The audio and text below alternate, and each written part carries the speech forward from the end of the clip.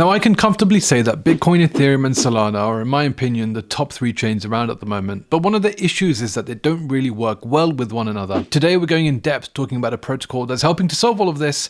Yes, it's called Chainflip, and we're going to do another deep dive as we always like to do on this channel. So sit back, relax. We've got a lot that we're going to cover today, including kind of why this is even a thing, why we even need something like Chainflip, what Chainflip is, and how it's kind of solving this cross-chain layer with its product. We'll talk about the token as well, future upgrades, metrics. We'll talk about the team as well, of course, the bull case and the bear case, as we always like to do. And I thought we'll add on the investment thesis at the end. Just as a disclaimer, I did actually make this video in collaboration with them, just so you all know that. But without further ado, I think let's dive in. So let's talk about the problem first. Now, what is this? This is a Bitcoin puppet, and a few months ago, actually a little while longer than that actually, I wanted to kind of get myself into the whole world of ordinals, especially when it was pretty hot. There were some really good opportunities. Bitcoin puppets are one of the ordinal collections that actually skyrocketed and really did multiples from its initial launch. Now, in order to kind of participate with this, I actually needed to get some Bitcoin, native Bitcoin actually. Now, you guys all know that I'm not really the most active when it comes to Bitcoin ecosystem stuff. I've started, but you know that I'm someone who's really deep in the trenches when it comes to DeFi and yield farming and all of this stuff. And so native Bitcoin isn't really the most productive asset. Actually, rather wrapped Bitcoin or some of these other Bitcoin derivatives are. So how on earth do I get native Bitcoin?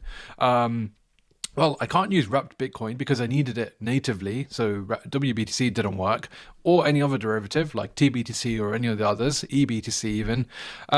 Bridges don't really work because bridges, especially the common ones, are kind of just EVM compatible. So that also wasn't really an option. And so was the only option using a centralized exchange. And I mean, I don't really like the sound of that because that's not really something that I wanted to do. Having said that, centralized exchanges are really, really good. You know, you can kind of send your assets to an address. Maybe you've got some stable coins, or maybe you've got some ETH or Solana or whatever asset you have, even Bitcoin. And like it'll automatically get filtered, put into your account, and then you can kind of trade it into native Bitcoin or whatever, withdraw it out. And you know, you can do that in like a minute or two. But the problem is, of course, you know, you have to use a centralized exchange. Like, why don't we have this on chain, like this kind of place where you can kind of deposit any asset, receive any different asset? And like, why do we have to still use centralized exchanges for everything that we need to do? I mean, I don't really like the idea of that. And, you know, especially after FTX and all of these things as well. I guess like the second problem is like EVM just doesn't connect with Bitcoin whatsoever. In fact, EVM doesn't connect well with anything non-EVM, whether that's Solana, the Cosmos ecosystem, you know, these move chains now that we have, various new app chains, even some of these big like chains that have completely different virtual machines, whether it's like Cardano, XRP, Polkadot. I mean, you know that I don't think that these are the most interesting chains, but there is still some value capture around, I'm sure. And so look, the problem is like all of these chains, like they just don't really connect well with each other.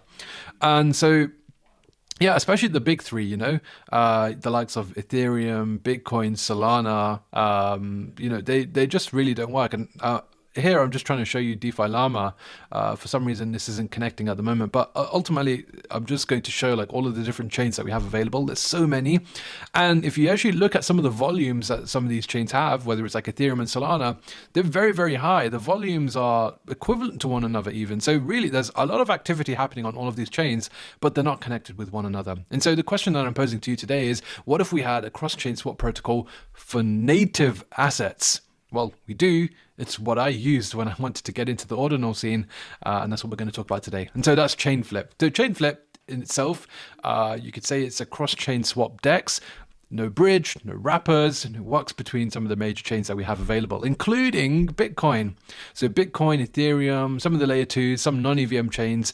Solana's not live just yet, but it's coming very, very soon. So anyway, what does it let you do? Well, just like Uniswap, you know, you can kind of swap one asset to another. But to me, it feels a little bit more like a centralized exchange. And that's because what happens is when you go to this interface, you can kind of enter a swap that you want to do. Like here, you can see I've got 10,000 USDC on Arbitrum, and I want to buy like $10,000 of Bitcoin. And what happens is when you do this, like it opens up a deposit channel, like a deposit address essentially. It's kind of like a centralized exchange. So you send your asset to this address, and then the destination address will kind of receive the new funds. And yeah, that's pretty much what I did when I needed to get myself some native Bitcoin. So like, as I mentioned, like they are on Ethereum, Bitcoin as well, native Bitcoin, Arbitrum, Polkadot. And I guess like one of the cool things is like you don't actually have to connect your wallet to this either, because you're like sending your assets to an address. That like is a nice security feature actually. I really like that. And I just got this image here to kind of show you like how does it actually work like under the hood. Well, it's an AMM, and we're going to go into this in a little bit more detail, so just you can pause this video and have a look at this screenshot, which kind of just helps you understand like what the validators do. But let's kind of talk a little bit more about the architecture itself. So Chainflip itself is actually a proof of stake network. It runs its own app chain, and we call this, the state chain itself. So that's why I've written that over here. And the design is kind of somewhat based on UniV3, but it does have a little bit of differences, a few differences. So the AMM that Chainflip uses is called a just-in-time AMM. And the difference here compared to something like UniV3 is that the assets within this AMM aren't traded in pools or liquidity pools like they are on Uniswap. Rather, they're traded virtually as like an account balance, and then they're settled with actual assets which are stored within these vaults, a little bit like centralized exchanges. And you might be asking, like, why on earth do they do this? Well, essentially, trading and tracking these virtual assets is a lot more simple. It's easier to do. You don't have to write a lot of this complex swapping logic for these smart contracts, and everything can kind of be contained within this overall Chainflip state chain by having this design. And so this image kind of helps to relay this idea as well of having this accounting layer where assets are virtually tracked on the state chain, and then later on they're settled with these vaults that you can see on here. So these are kind of like an Ethereum vault, a Bitcoin vault. So the settlement layer happens here, and this is all controlled by validators. So validators play a really, really key role in kind of maintaining all of this, which is why I've kind of put them in this image here. So how is this Chainflip state chain managed? Like I mentioned, these validators, there's up to 150 of them that can participate in any one time, and it's permissionless. Like, you can become a validator, I can become a validator. All you have to do is you need to own a sufficient amount of flip tokens, and then once you have enough, you can actually outbid these other validators to kind of fill for these auctions so that you can kind of do these swaps or validate these swaps, I guess. And so because these validators are competing or outbidding each other in these auctions, it does actually make it pretty competitive when it comes to your swap rates compared to most DEXes in DeFi, actually. And that's why the slippage is generally pretty good, which is why I also used it as well when I was playing around with ordinals. Now, each individual validator does have like its own set of private keys, and so that's just an important point to note when it's participating in consensus. And every single one of these validators will be watching what these external chains for like incoming transfers as well. So a few validators here, you may actually recognize some of these, Figment, for example, or Staked, or P2P. These are very, very common validator infrastructures that run on multiple chains, actually, and they're running on Chainflip as well. Now, one thing that I think is always great: audits. Chainflip has a TOB audit, which I think is one of the best ones, a Zelic one as well, which is fantastic. Just a little point there, but I think it's always nice to mention positive things, especially when it comes to audits as well. So one thing to say is that probably some of you guys have actually used Chainflip before, and that's because Chainflip's actually integrated in a lot of places already.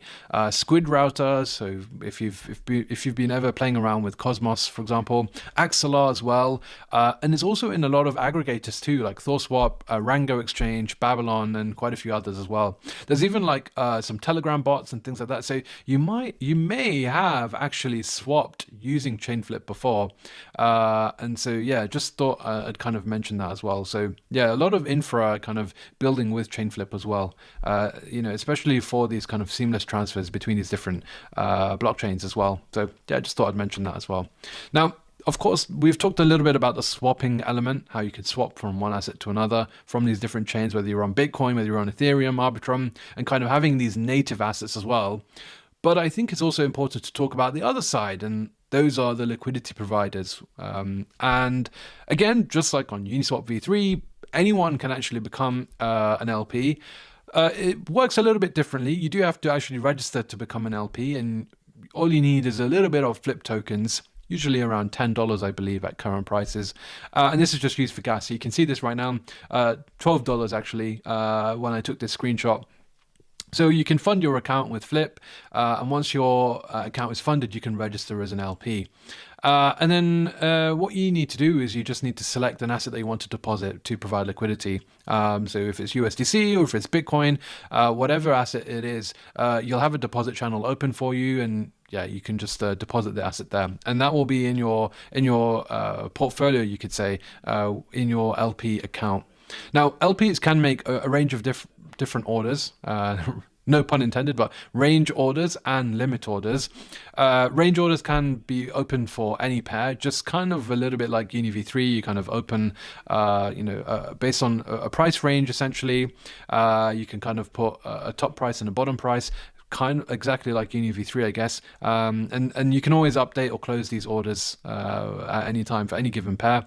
Limit orders are a little bit different. They're kind of like market making, maker only trades, I guess. So liquidity providers cannot trade against other limit orders directly, but you have to just conduct a normal swap. A few extra points is that every asset in the Chainflip LP is actually paired with USDC. This reduces a lot of fragmentation, actually helps with impermanent loss too, which is a really important thing, rather than just having like random different pairs, all different assets. That's not a good thing when it comes to fragmentation, especially. There's also no MEV, and that's because all of the extrinsics are processed before these swaps are processed. And essentially what that means is that LPs have an equal chance to create a competitive limit order between each 6-second block that happens on the state chain. There isn't any advantage to submitting your data earlier, like you see with some of these sandwich attacks, or later than other LPs, unless you kind of want to resubmit an order and improve your price based on like what you can see in the mempool. So yeah, there isn't any kind of MEV, which is a really, really positive thing. Now, LPing, some of you may be talking a little bit about the competitors here, Chainflip and Thorchain, which is also this cross-chain native DEX, which you can use native Bitcoin with as well. There are a few differences. On Thorchain, the LPs, they earn via the swap fees. Arbitragers can earn the spread. But on Chainflip, actually, the LP earns both the swap fee and captures the spread. Ultimately, that leads to higher yields. And that's why I think as an LP, Chainflip can be very, very attractive. This is what the actual interface looks like. You can see your portfolio in terms of your balance, your fees, your open orders, your portfolio value charted with a pie chart as well. You can see boosted positions, which we'll talk about later as well. And when it comes to actually like filling your orders as an LP, here you can kind of enter your price ranges, just kind of like being a UniV3 LP as well. You'd enter like the low price and the high price that you want your liquidity to be active within. So that's pretty much how that works. The good thing is, in terms of like liquidity on Chainflip, it's actually growing really nicely, and we'll have a look at that in a moment. At the moment, who is actually providing liquidity? You've got a few of their partners that you can see on screen, Selene Capital as well, being a very popular one, a popular name, I should say. But yeah, liquidity on Chainflip is actually up only. Majority of this is, of course, in USDC, over $50 million. And I think this Dune chart really puts it into perspective, just seeing kind of the growth over the months. I mean, the market has been quite difficult and pretty tough to navigate over the last 4 or 5 months, yet this chart wouldn't tell you that at all. You'd think we're in a raging bull run over the last 6 months, just having a look at how this has grown over time. So 50 million in LP at the moment, really, really good to see. A lot of that being in over 50 million, in USDC. So yeah, really, really good to see. In fact, it's over 60 million now as well. If you're actually keen on learning more about how to LP, or you want to actually LP yourself, there is a Chainflip LP Telegram group, which I recommend kind of looking into. You've got some really incredible people in this group, some of the core team as well, and some of them are building some really cool stuff. Like, look at this Chainflip LP bot, which kind of helps you to just kind of automate a lot of the stuff that can be done for you. So this automates limit orders according to certain price preferences that you want, automatically places like new limit orders when you have some balance available. So yeah, you can use some of the things like this that people have built. But yeah, I think if you want to learn more and definitely want to get involved, I highly recommend kind of checking out this Telegram group, which is great. Now, let's look at like the Chainflip revenue model. We've talked about the swaps, we've talked about the LPing, but how does Chainflip make any money? Well, from each swap, a small percentage is cut. It's used to actually purchase flip tokens and burn it. And this is one of the things that I really like about Chainflip. The native token, and we're going to talk about the token in a lot more detail in a moment, but the actual token itself has like revenue accrual built into it via this model. Now, currently, this is burning around $500,000 in annualized revenue based on the current month's volume, but of course that can change. And Uniswap, of course, does so much more volume at the moment, like 500 million in daily volume. If Chainflip were to do something like that, then this would make like $180 million in fees every year, which is absolutely insane. So yeah, like the network fee is really important and can give a lot of value to the token holders. Let's talk about that now. So we're going to talk about the flip token here, and it does have quite a few functions actually. First one being is that if you want to become a validator, you actually need some of these tokens to actually join the network. In fact, even if you want to be an LP, you actually need a few dollars of flip tokens, which are used as gas. So flip is actually used as gas for the network, and it has this buyback and burn mechanism, which I think is really powerful. So every swap has fees. Those fees are collected in USDC. They're used to buy back flip tokens and burn them, which means the supply goes down. It means that there's continuous buy pressure on the flip token, and ultimately it means like the more volume, the better token value accrual should be really, and also governance. The real functionality here, which is unlike most other tokens that you see in crypto. The flip token can be staked, and you can see that staking via this June chart has been up only. There's also liquid staking available by certain providers who essentially let you kind of stake the token, earn yield, earn around 10%, and kind of have a liquid token as well to use. I believe there are some curve pools as well where you can kind of farm like the staked flip token and like native flip token. So that's kind of nice. I think that's on ETH mainnet. So if you want to earn some yield and farm with your flip tokens as well, you can do that. And as I mentioned, look, Chainflip is burning right now over $500,000 annualized. Ultimately, more volume equals a higher burn rate. And on this Dune dashboard as well, you can see a lot of the data in terms of like how much burning is happening at the moment, how much has happened all time. But yeah, over the last 30 days, around $45,000. And yeah, I think when we talk about some of the things coming up for Chainflip, I wouldn't be surprised if this does continue to go up. In terms of like the token price, look, it was trading at over $9 back in March. That has kind of come right down, and we're at a much more reasonable valuation here of around 40 million market cap, 110 million FDV here. A lot of tokens are now in circulating supply, but you will see actually when we look at some of the token distribution here, we are currently at 32 million current supply, which is somewhere around here. And so we are about to see this area of high inflation, but over the next few months this should settle quite nicely, and once we get into this period, then the inflation will be much more smoother. But until then, look, this area that we're in right now, look, I'm going to be honest to you, look, you can see it in the chart right now, there is a steep incline in kind of token inflation, but that's kind of with most tokens, I guess this kind of stuff happens. Chainflip did have a VC round. In total, they raised over $23 million, which is a really powerful, really strong. First round led by Blockchain Capital. The main round was at a 45 million valuation, and it did have like Framework, Coinbase Ventures, some big names as well. The most recent round was this $10 million equity round at a valuation of 45 million as well, with an implied token valuation of 120 million. We're actually trading lower than that today, actually. So these VCs, if they haven't cashed out already, they are kind of at break even or just a little bit down. One of the good things that I have noted is that a lot of the VCs did actually have additional terms that required them to like run validators, provide liquidity, or like actively manage these positions with a performance clause. Like that's a really, really good thing as well. But I just thought it'd be good for you guys to all see kind of what was raised and by who as well.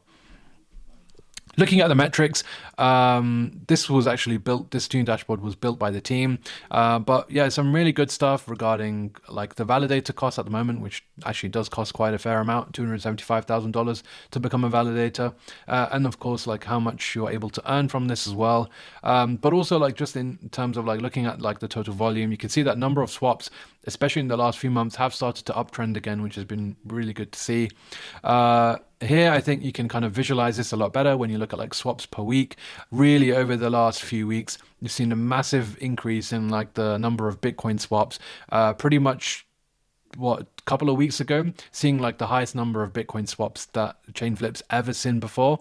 Yes, the volume was higher in this one particular week. I think ETH was contributing nicely there, but when it comes to just Bitcoin alone, yeah, pretty good swap volume, which has been good to see. The average swap size are increasing over time, and like you can see, like I think for the the Bitcoin asset, there's like a large whale user base on Chainflip with like average swaps in the high 5 figures or even 6-figure mark as well.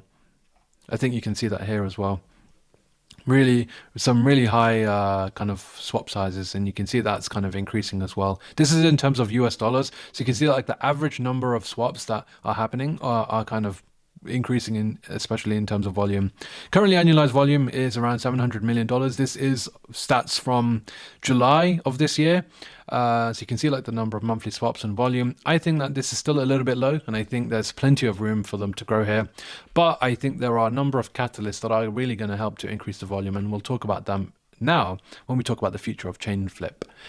So for me, the most exciting integration is the Solana one. And essentially what that means is we'll now have a cross-chain DEX that lets you swap natively between Bitcoin, Solana, and Ethereum, the three big chains. I think that's a killer move, and that's because of the Solana effect that we've had this cycle. Solana volume is as big as Ethereum now, and I think it's such a massive market for them to really open up Bitcoin to them as well. There's also a few other features. There's the boost feature, which is an extra payment that swappers can pay to speed up these swaps, and LPs can earn an extra fee from this. There's a Squid integration, which introduces Cosmos. Dollar cost averaging feature, which means you can kind of do your swaps over a period of time. There's also kill or fill orders, and this essentially helps to manage your slippage a little bit better, especially for those larger orders. So as I mentioned, look, Solana DEX volume is literally competing with Ethereum, so I think this is a fantastic upgrade and should be coming out in the coming weeks or months, I believe. The boost update, essentially what you can do as an LP is you can basically put your assets in these boost pools, and these boost pools take on the risks that these deposits are being confirmed at a later point once the safety margin has been reached. But the benefits are you get increased speed with Bitcoin transfers, you pay a little bit extra fee, but you get 10 times improvement in speed.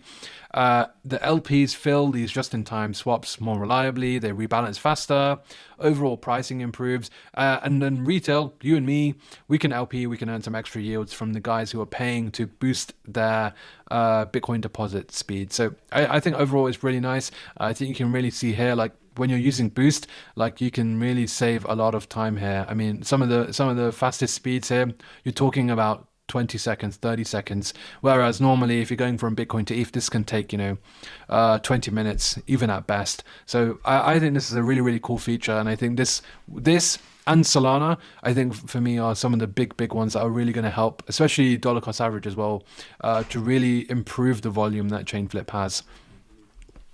Chainflip's got a really, really strong team actually as well. Simon, the founder, go and watch some of his talks. He's done lots of podcasts. You can find them quite easily on YouTube. You got Martin, who's the CTO, Sean, who you probably will see around on Twitter a lot, especially Will as well. These guys definitely on the non-tech side, the head of marketing, head of ecosystem, both really good chads. Definitely recommend kind of following them on Twitter. I've put their ats here. Simon as well, he's the founder. There's 25 plus staff members. Yeah, good to see. But I think if there are some really, really good accounts for you to follow for kind of everything to do with Chainflip, it's CFG, Chainflip God, it's Marky, and it's David as well. These guys are really active in the LP chat, but in general, like for anything related to Chainflip, these guys are your go-to guys, and they produce some really, really good content on Twitter, especially some videos, some written tweets. They publish their own data regarding LPing. So yeah, really, really appreciate all of these guys. They're doing some really good work for Chainflip. And for those of you who are looking, I found this really interesting. Chainflip are hiring, so if you're looking for a product marketer role, you can earn $100,000. Social media manager as well, content creator, 75 to 100,000 euros, I should say. Actually, a little bit more in dollars. And engineering roles as well for those as well. Chainflip, they do a lot of education. So as I mentioned, Simon's been on quite a few podcasts. This is one that I watched recently, talking about cross-chain swaps. Really active on Twitter. Really, they do a lot of Twitter spaces as well. So overall, really, really good. Now, I think before we wrap things off, one thing that I always like to do is talk about the bull and the bear case. And that's what we're going to do again today. Now, when it comes to the bull case, there are quite a few things that I think are really good catalysts for Chainflip. I guess, firstly, the innovations coming with Solana integration. I think, as I mentioned, Solana, Ethereum, and Bitcoin kind of having that one place where you can swap between those assets all natively are really, really good. I guess also you could also mention, look, some of these chains like Polkadot, this is like the only place where you can swap them natively. Now, I'm not sure about the growth of Polkadot and kind of how much value capture there is there, especially compared to Solana, but I still feel like, you know, being the only place there is quite a bullish thing in general. The other products as well that are coming, including DCA, Boost, Kill or Fill, I think those are all really good catalysts that can really improve the volume that comes through Chainflip. It's a product that works, it generates volume, it generates revenue, I should say, with more swap volume. And I think in general, this is like, for me anyway, it's always been the best place for me to swap between Bitcoin and EVM. Yes, you do have to check for the exact time of day, but I think generally in most cases, for me, this has always been cheaper and better to use than any other place. All the validators participate in the verification. No liquidity fragmentation or reduces liquidity fragmentation. And I think intents can really take Chainflip to the next level. So perhaps that might be something that comes in the future as well. I think on a token level, it's significantly cheaper than some of the competition, including ThorChain, especially when it comes to FTV. And I think the revenue accrual mechanic that it has into the token, where you have more volume leads to more buy pressure, more burns, makes flip deflationary. I think this is a really, really good thing. The other things are, look, they've got big VCs, they've raised $23 million, they've probably still got a lot of money left. They're a big team, high quality team actually, very active on social media. And I think like this cross-chain market is pretty big. Capturing the volume across those top three chains hasn't ever really been done before, and perhaps Chainflip can do that. When it comes to the bear case as well, I think there's quite a few things I would like to talk about. Firstly, there is significant competition. ThorChain definitely captures a lot more attention. Whether it captures more volume or a better product is a different question altogether, but certainly attention anyway. There's also Maya protocol. There's also the intent-based cross-chain swap protocols that are coming. There are many, many of these. And so more competition does mean that there's going to be a little bit of fragmentation there, especially with kind of users moving to ThorChain or Maya or using some of these other protocols as well. I think also they really need some more chain integrations. Yes, they do have Bitcoin, Arbitrum, Ethereum, but what about some of these other chains as well? Yes, I know Solana is coming, but what about Tron? Tron is really capturing a lot of attention right now. People use Tron all the time in less economically developed countries for stablecoins. You know, perhaps Chainflip could be the place where everyone who lives in these countries uses to move over to Tron when it comes to kind of using stablecoins on-chain or off-chain. Perhaps some of these newer chains, Bearer Chain, you got Monad coming out. I think being early there could also be a massive thing. And I don't think that there's any, well, I haven't seen any talk about that at the moment. Even some of these newer layer ones like Say, Sui, Aptos, there is still an opportunity by being like the only main place that helps you to bridge into these chains or not. Bridge, I mean cross chain swap. I guess volume is low compared to some of the big DEXs in the space. That's also something that isn't, it can be improved, but of course at the moment isn't as high as what I would like it to be. And I guess LPing on Chainflip is not as user-friendly and easy as UniV3. However, look, I think there is lots of work being done. There are these bots that are being created. It's becoming much more accessible. And having things like the Telegram group have been really helpful in kind of getting people there. In terms of the token, at the token level, I guess, look, as we mentioned, look, the volume at present leads to 500,000 in annualized buyback and burns. Despite this being like quite a positive thing, I mean, this is just something that I think sometimes what happens in crypto is like when we tie tokens to metrics, the tokens get so tied to those metrics that it means that there's reduced upside volatility until those metrics improve. This is not a bad thing, by the way, but this is something that does happen in crypto, and so just something to be aware of. This, I think, is actually a very good thing that they do have this feature, but you know, this does happen. And I guess the second element is like the unlock schedule at the moment, which is pretty large when it comes to unlocks. This will improve, of course, in the coming months. And when that happens, then I think there's a much better opportunity. But at the moment, there's certainly some big unlocks happening. One thing that I wanted to also add here is like the investment thesis behind Flip. Now, Flip trades at what, 40 million market cap, 110 million FTV. Inflation, look, is a concern at the moment, but that will flatten over the coming months. And so after that, you don't really have any big unlocks, any sharp, steep inclines. It's pretty flat over that. So I mean, it seems like tokenomics wise, things look pretty good after this. And when you compare like the valuation here, you're talking about over a 10 times cheaper valuation than something like Thorchain, over a 20 times cheaper valuation than a cross-chain bridge like Layer Zero. Yes, they are different products and they do work differently, but at the end of the day, it's like swapping one asset to another from one chain to another. You've got the intent-based protocols like Shogun, Simio, Bungie, Li-Fi. None of them really have tokens yet, but some of them will in due time. So there will be some competition when in the cross-chain space then. But I think for now, look, Thorchain is certainly at a high valuation, but I think Chainflip does offer something really interesting there as an investment thesis anyway. And I think Chainflip could be a good cycle play if the volumes improve, and perhaps some of those new features that are coming, whether it's Solana or whether it's some of the newer chains or DCAing or streams or any of the other integrations. I think ultimately they should cause volume to increase, and that's ultimately what I'm going to be paying close attention to. And especially if Bitcoin swap volumes continue to grow. I think this cycle has clearly been Bitcoin dominated so far. Is that going to continue? I think so for the time being anyway, especially with the Bitcoin ETF and all of these other narratives around Bitcoin. I think if Bitcoin volume continues to go up, Chainflip, of course, being one of the best places to kind of swap into Bitcoin, native Bitcoin that is, then I think Chainflip could be a good cycle play. So yeah, that's pretty much all we're going to cover today. We talked a lot about everything that you probably need to know about Chainflip. I hope that you found this video useful. If you did, please drop a like, drop a comment as well if you have any questions. You can always send me a DM anytime. Shout out to the Chainflip team because there's building some really good stuff as well.